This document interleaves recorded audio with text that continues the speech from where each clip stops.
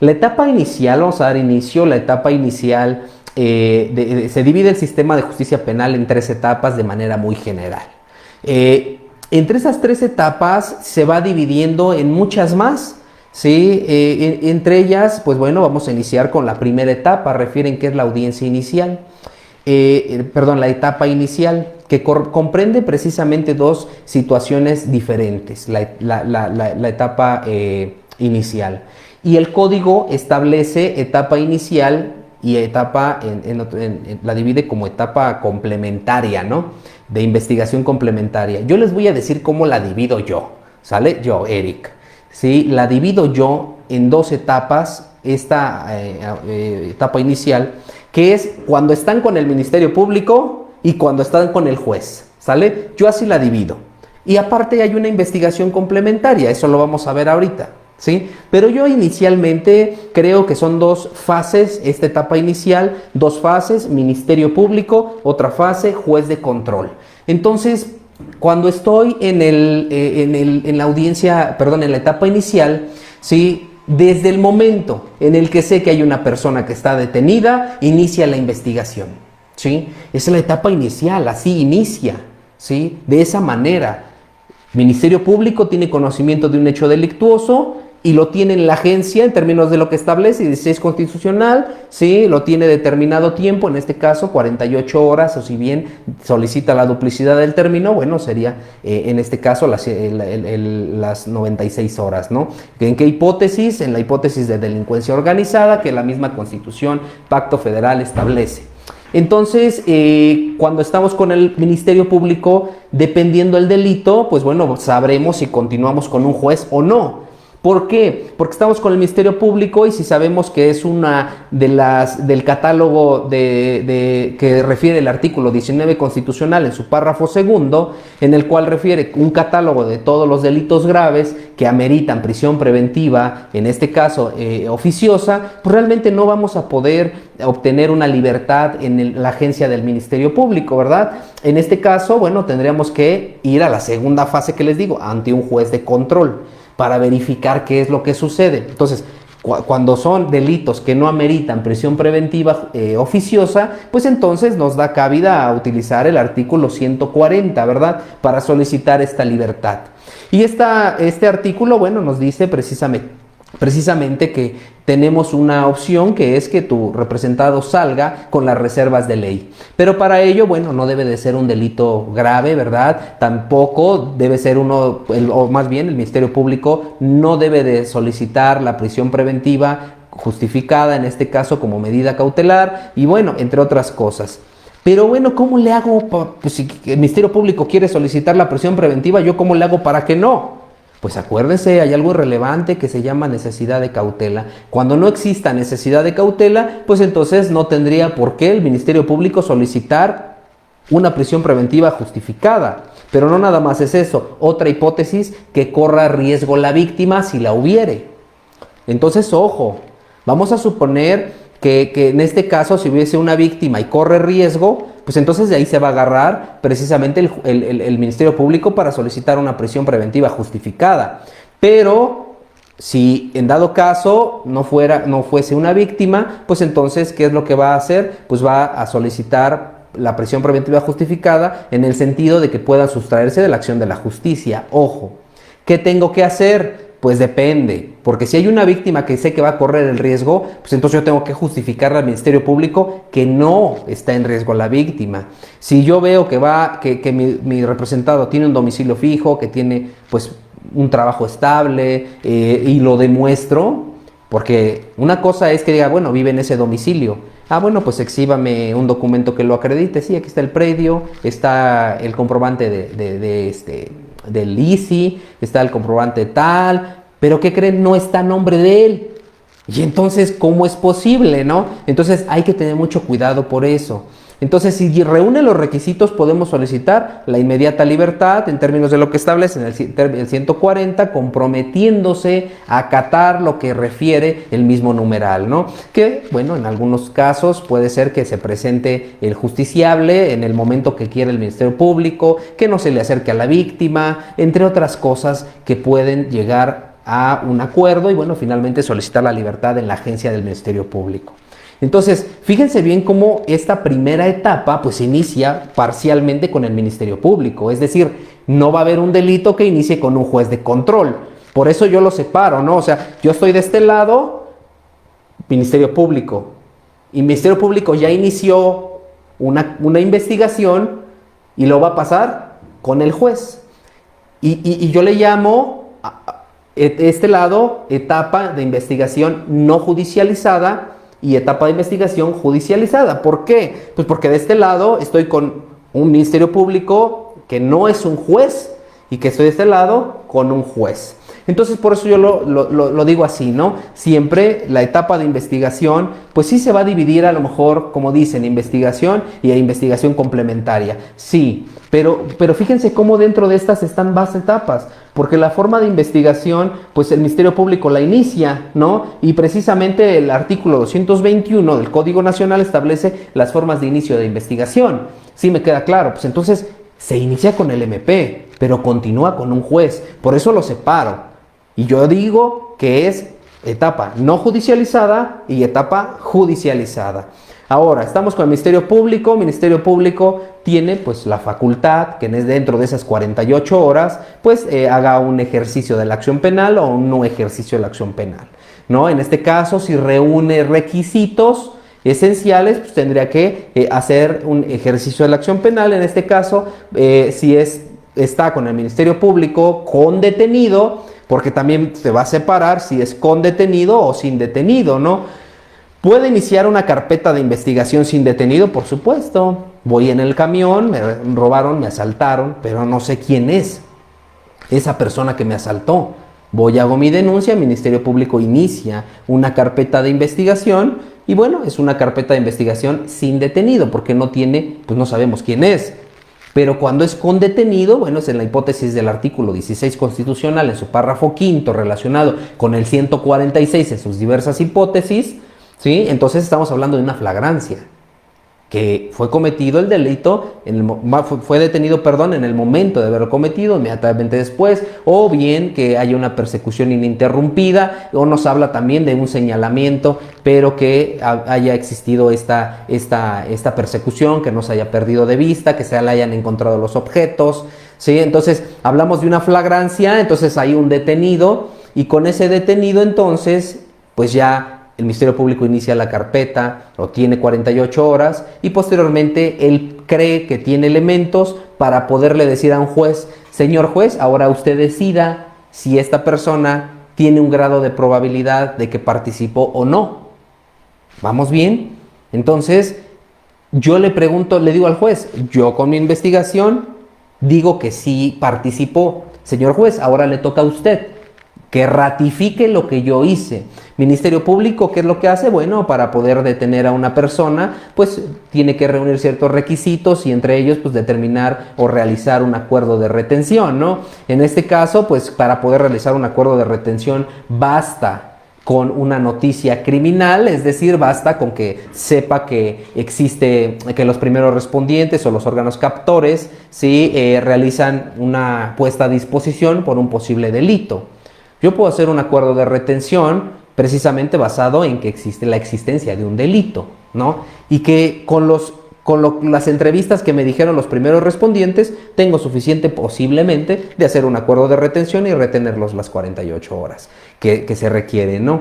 Pero ya cuando pasa con un juez, entonces vamos a ver si la detención que realizaron, sí fue conforme a derecho, apegada a derecho. Por eso se inicia la audiencia de control de la detención, ¿sí? ¿Por qué? Porque el Ministerio Público nada más retiene por un tiempo y entonces confirma el juez, sí es cierto, el Ministerio Público sí lo detuvo, lo retuvo conforme a derecho.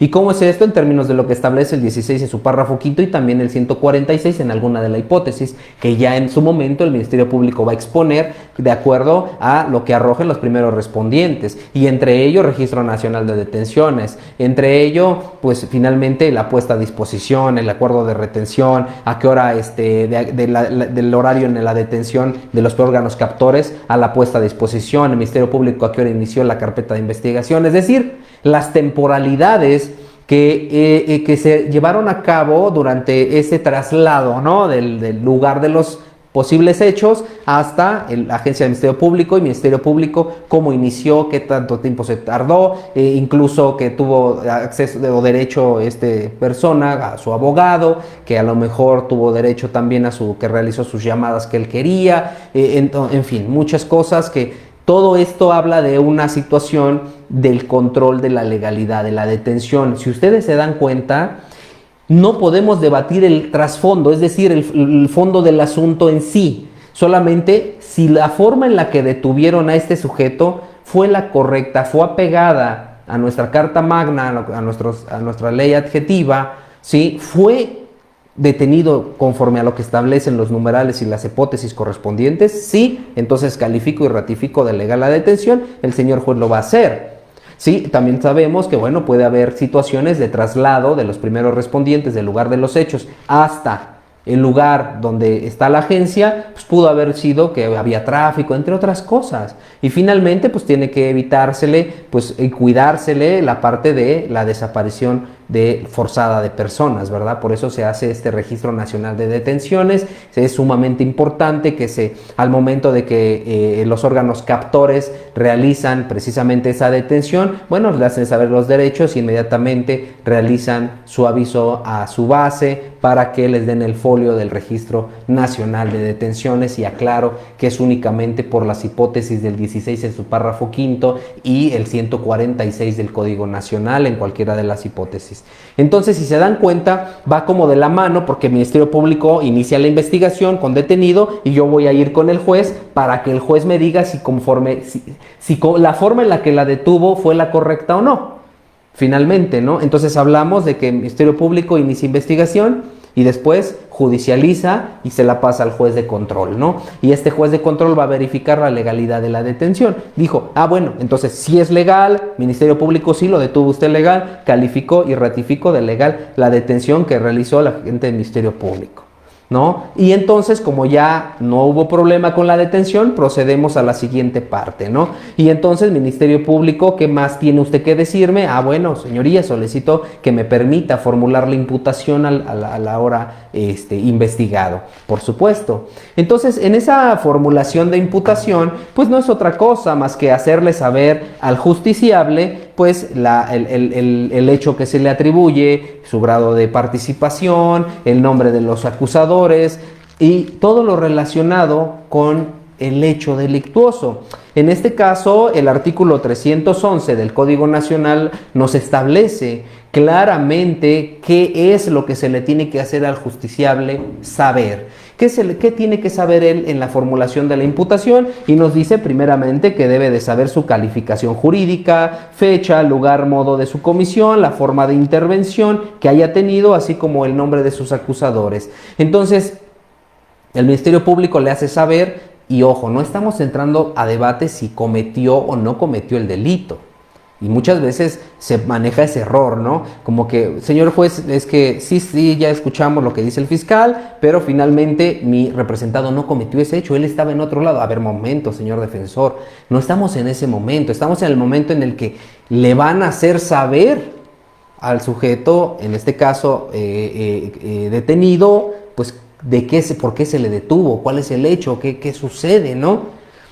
Bueno, el señor defensor puede hacer precisiones cuando ya le hagan la imputación, ¿no? Por ejemplo, dice la calificación jurídica preliminar, es decir, pues qué artículos se le están atribuyendo, ¿no? Su grado de participación, si lo fue como autor material, ¿no? O a lo mejor por ahí puede ser, en otro momento ya hablaremos de la autoría, ¿no? En este caso, o si fue coautor, o a lo mejor instigador, o a lo mejor todo lo que tiene que ver con la teoría del codominio del hecho.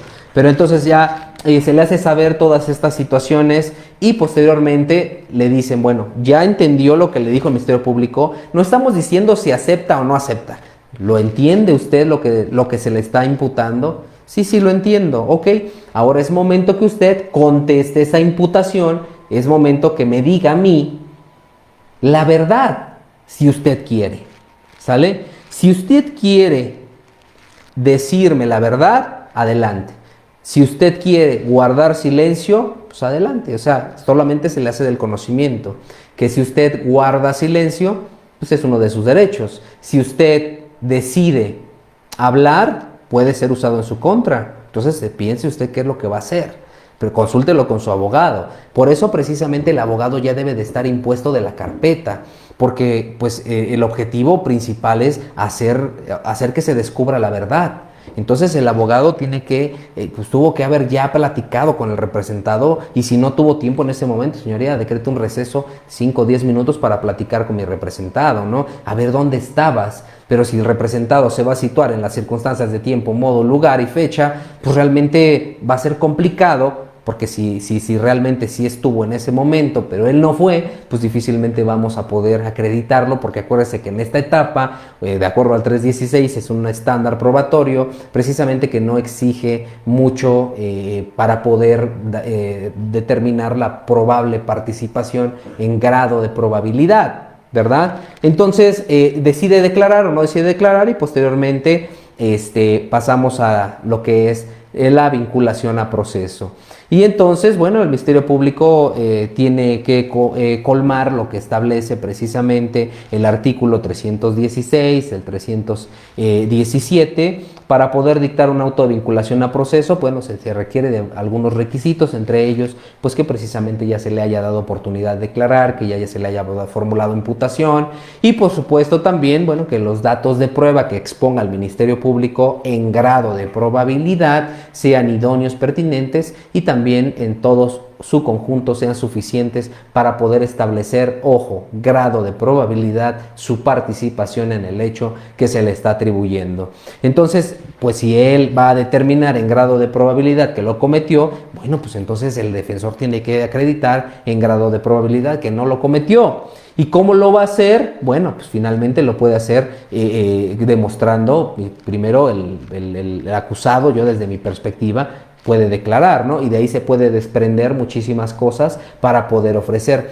Y ahí me voy a detener tantito, porque después de la imputación, pues obviamente el Ministerio Público hace su exposición de los datos de prueba que tiene, ¿sí? En ese momento, y le van a preguntar, a ver, permítame, antes de que conteste su defensor, dígame usted si quiere que se le resuelva en este momento su situación jurídica en 72 horas o en 144 horas. ¿En qué momento quiere que le resuelva? No, pues a lo mejor 144 horas. ¿Para qué? Para ofrecer datos de prueba. Pero ojo, ya en ese momento a lo mejor él ya declaró, ¿verdad? Y de ahí se desprendieron ciertos datos de prueba, crea veracidad en el juzgador, valoración probatoria, teoría de la prueba, ¿verdad?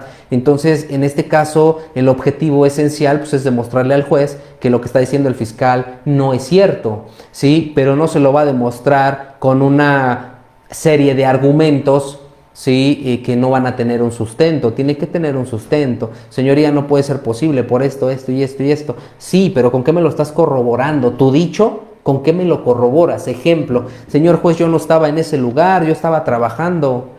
Bueno, ¿cómo? Y luego el defensor va a decir, sí, señoría, como mi representado estaba trabajando, pues él no lo cometió. ¿Y dónde me dices que estaba trabajando? Cámaras de videograbación, a lo mejor reloj checador, ¿verdad? A lo mejor testigos del trabajo, a lo mejor ¿qué más datos tienes? Cada palabra que sale del defensor o del imputado, pues tiene que estar corroborado con algo. Si no está corroborado, pues no.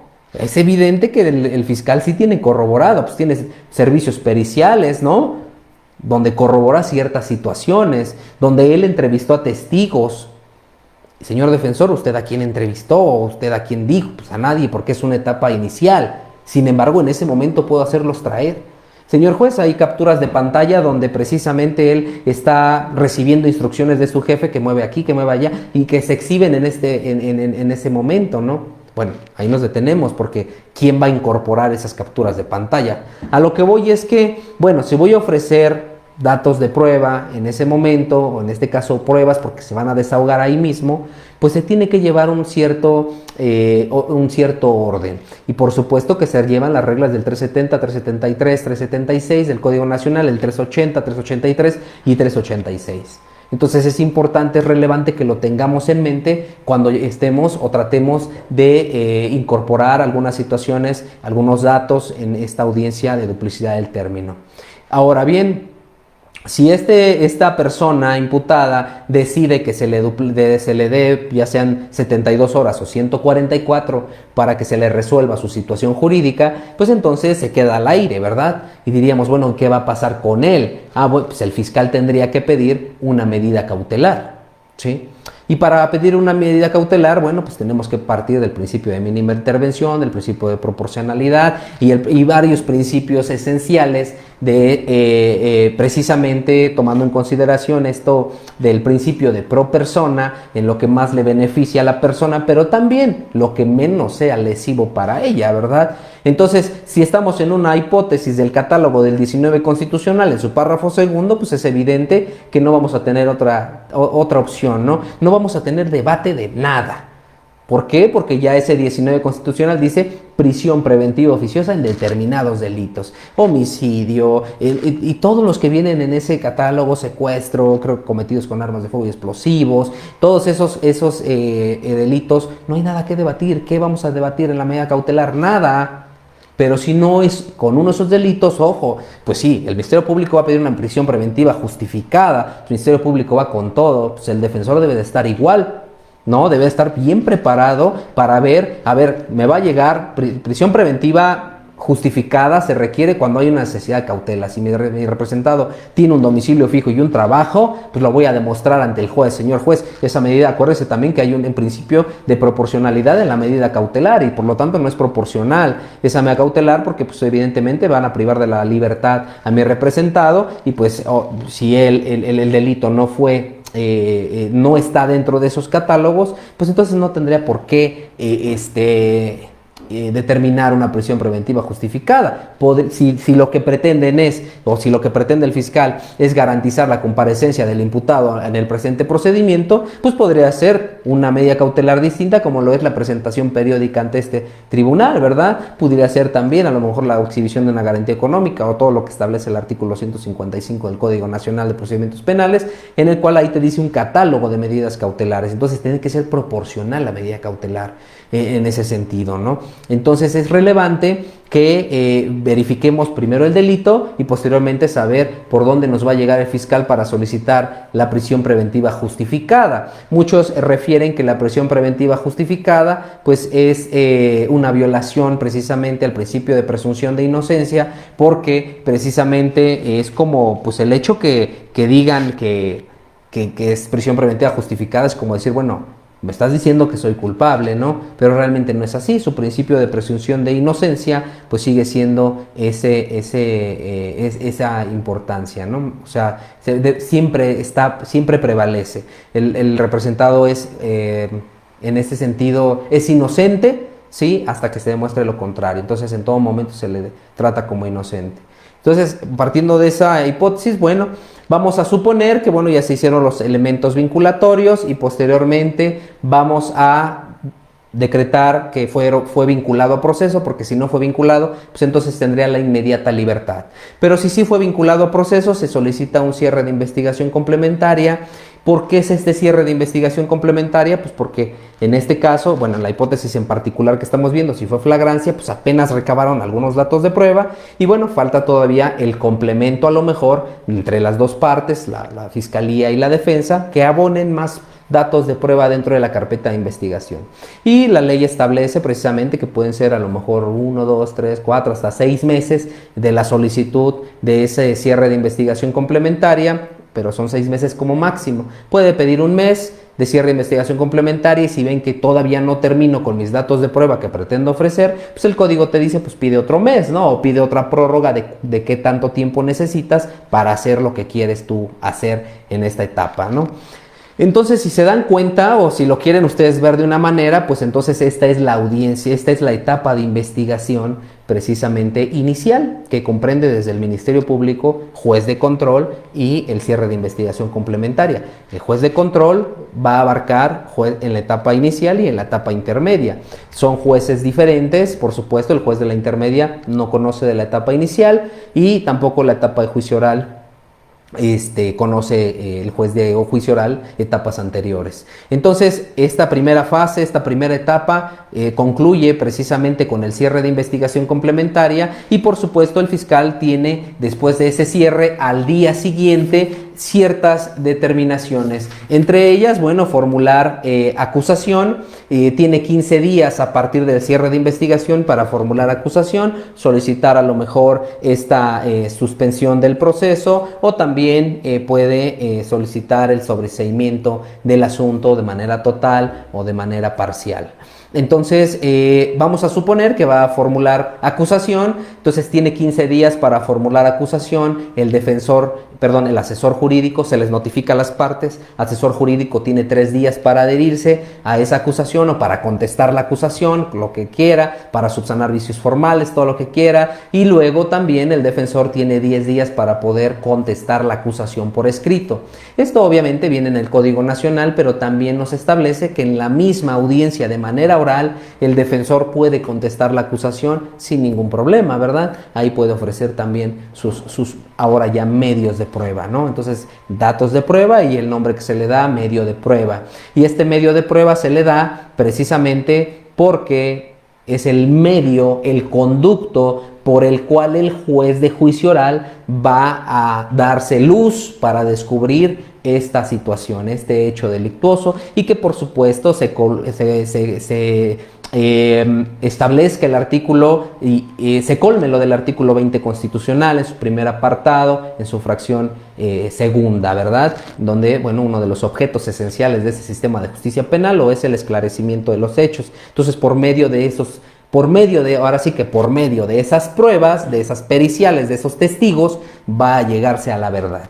Entonces formula acusación y llegamos a la etapa intermedia. Bueno, la etapa intermedia es el debate de la admisión y depuración de los medios de prueba y situaciones que se pueden contradecir en un juicio oral.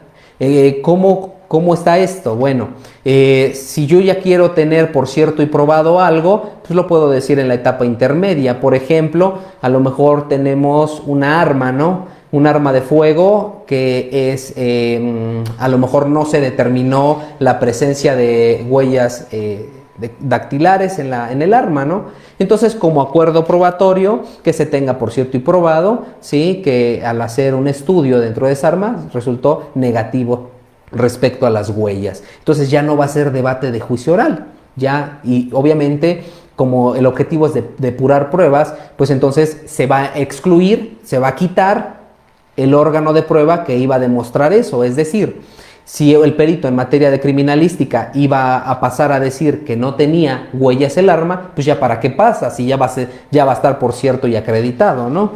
Entonces se empiezan a depurar pruebas y por ello se requieren de ciertos, se necesitan ciertos requisitos. Y entre ellos que cuando ustedes expongan sus medios de prueba, pues no sean sobreabundantes, que no sean irrelevantes, que no sean con violación a derechos fundamentales, entre otras hipótesis que maneja la misma ley. En esa situación, pues bueno, vamos a tener que verificar, por ejemplo, si hay dos respondientes y los dos refieren lo mismo, pues entonces no tiene sentido, eso sería sobreabundante y entonces le diría yo al juez, señoría, refieren lo mismo, es sobreabundante, quite a uno, que se quede con un primer respondiente, ¿sale? Entonces sí, es importante establecer que en la etapa intermedia, bueno, nos fijemos precisamente en esa situación. Por ejemplo, el artículo 346 establece las reglas precisamente para admisión de medios de prueba, entre ellos que pues, los medios de prueba no sean sobreabundantes, impertinentes, innecesarios, por haberse obtenido violación de derechos humanos, por haber sido declarado nulas o que contravengan disposiciones señaladas en el código. Entonces, también acuérdense que cada una de las pruebas, en este caso, medios de prueba, deben de tener una idoneidad y deben de tener una pertinencia, ¿no? En este caso, bueno, ese medio de prueba que tú estás ofreciendo, ¿por qué me estás diciendo que es pertinente? Es decir, que abona con relación a los hechos, ¿sí? Entonces eso, cada una de las pruebas tiene que tener esa pertinencia y debe de ser idónea, ¿no? Entonces, la etapa intermedia se debate las pruebas. Esta etapa intermedia también se divide en dos, en su fase escrita y en su fase oral. La fase escrita es lo que les acabo de decir, formula acusación por escrito, contesta la acusación, el asesor jurídico se adhiere a ella, sí, y posteriormente el defensor contesta también la acusación por escrito. Por eso se llama fase escrita. Y ya en audiencia, pues ya es la fase oral. Y en la fase oral, pues puede el Ministerio Público subsanar vicios, en este caso, que sean de forma, ¿no? No de fondo. Por ejemplo, pues me equivoqué en un nombre, en un apellido, que se me fue un error de dedo. Entonces ahí se puede corregir y el juez les dice, algo en un vicio formal, algo que quieran corregir. Sí, señoría, pues, es que aquí le puse a lo mejor Eric con K, pues era con C y luego la K. Entonces habla de situaciones formales porque luego en juicio pues es el problema, a lo mejor por la identidad, ¿no? Entonces es mejor corregirlo desde la etapa intermedia y ya no van a tener problema. En este caso, cuestiones de fondo, pues no podemos reclasificar en la etapa intermedia, tal cual así no, sino hasta a lo mejor al final, ¿no? Podríamos realizar una reclasificación del tipo. En este caso, la audiencia intermedia resultaría a lo mejor una situación que pudiera contraponerse, ¿no? Entonces, cuestiones de forma, cuestiones de fondo, en ese sentido, pues no se pueden subsanar.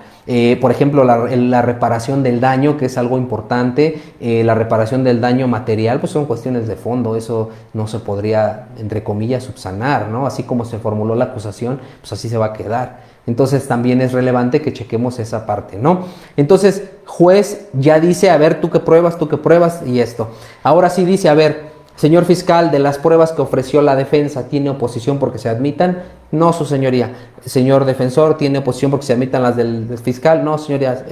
Asesor jurídico, ¿tiene oposición? No, señoría, se tienen por admitidas todas.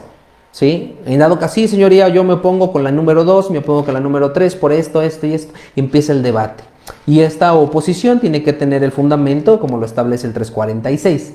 ¿Sale? Entonces vamos al debate y posteriormente, si no hay que depurar nada, pues entonces el juez dicta un auto de apertura a juicio oral.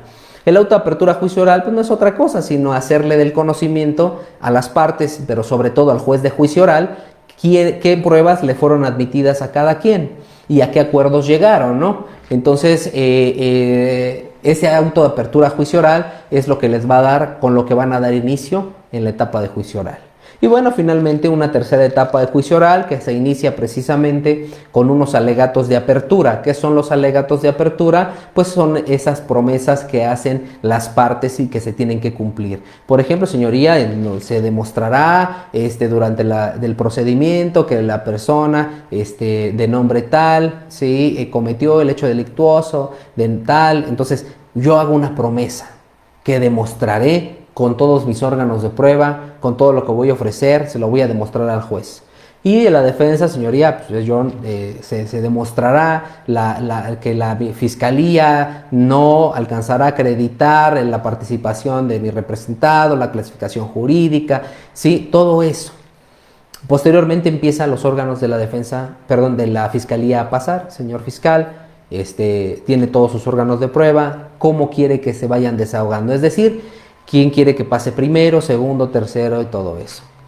Bueno, entonces empieza el fiscal o la fiscal pues a decir quién va a pasar primero y es como se empiezan a pasar y empieza el interrogatorio, contrainterrogatorio, reinterrogatorio y las reglas establecidas en el 370, 373, 373, 376, 380, 383 y 386 en las cuales durante esos articulados se va a llevar a cabo el desarrollo de la audiencia de juicio oral. Con esos interrogatorios pues vamos a poder hacer que salga la verdad esta situación y que un juez de juicio oral se va a percatar de ello y que puede dictar una sentencia de condena o bien una sentencia absolutoria al generarle una duda razonable, ¿no? Entonces la idea inicial pues es que se le genere una duda razonable al juez pues para que tenga en este caso una sentencia absolutoria. Y ya después de que pasan todos los órganos de prueba vienen los alegatos de clausura. Los alegatos de clausura, pues es un análisis que tienen que hacer cada uno de todo lo que sucedió en el juicio. Ya no es de los antecedentes de investigación, sino de lo que se desahogó en el juicio. Hago un análisis y se lo expongo al juez. Señoría, no es posible porque el órgano dice esto, y a preguntas de la defensa contestó esto y esto. Entonces, pues es evidente que se contrapone, ¿no? Entonces, empiezo a hacer un estudio de todos y cada uno de los órganos de prueba para poder generar ese choque, ¿sí?, entre lo mismo que él está diciendo.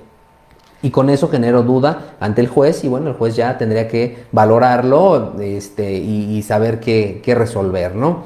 Ya dictando un fallo, ya cuando pasan todos, bueno, previo a ello, antes de los alegatos de clausura, pues se les dice que si tienen alguna situación que exponer respecto de prueba nueva o de refutación, si no hay una prueba nueva o de refutación, continúa con los alegatos de clausura. Eso se me pasó.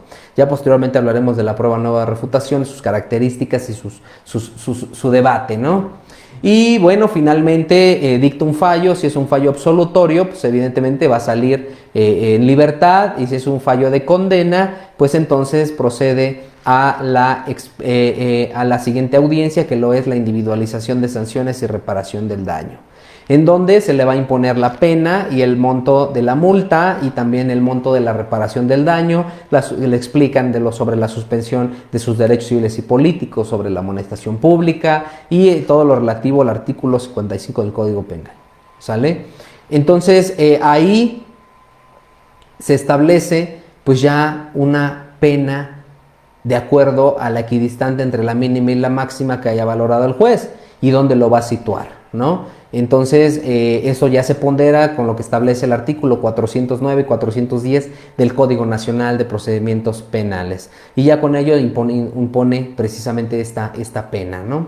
Esta prisión y la multa, tanto de la reparación del daño, bueno, en este caso la reparación del daño moral y material, ¿sí? Y precisamente también, pues, la situación que ya referí, que es la multa. Cuídense mucho, que tengan excelente noche, espero que se la pasen muy bien, cuídense mucho y hasta pronto.